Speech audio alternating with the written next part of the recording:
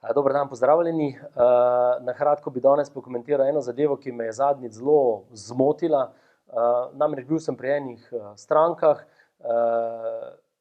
ki bi radi prodali stanovanje, in kaj se je izkazalo, lastniki, vsaj na podlagi pogodbe, so že, mislim, da 3 leta in se v 3 letih še niso vložili predloga za vpis v zemljiško knjigo, torej niso se vpisali v zemljiško knjigo in s tem uradno postali lastniki. Torej imajo pogodbo, niso se pa še vpisali v zemljiško knjigo kot lastniki. In razlog, zakaj se niso vpisali, so se, ker pač mi pravijo, nimamo denarja. Jaz popolnoma razumem stisko ljudi, razumem, da je včasih težava z denarjem, vse razumem, ampak ne razumem pa, da mi to reče recimo človek, ki ima najnovejši iPhone, recimo telefon, za katerega, če ga je kupil, plačal, ne vem, 1000 evrov ali več, ali pa mesečno plačuje, ne vem, pri operaterju 50-60 evrov za ta telefon, ima sicer vrhunski telefon, ni se pa vpisal v zemljiško knjigo.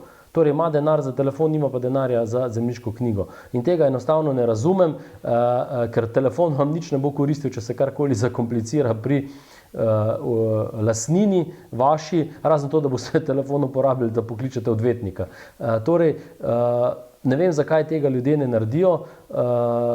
Strošek vpisa v zemljiško knjigo za neko poprečno nepremičnino je, če greste k notarju, s takso vred cirka 150 evrov, še to ne vem, če je odvisno od vrednosti nepremičnine, na podlagi tega se zaračuna potem sodna taksa in notar, neko tarifo, ki je bolj kot ne, bom rekel, fiksna za ta vpis. Torej, dajte to narediti, vpišite se v zemljiško knjigo. Zanima me pa vaš komentar, kaj vi pravite, ne? Imam iPhone, nisem pa se vpisal v zemljiško knjigo. Kaj vi pravite? To je to pametno ali ni?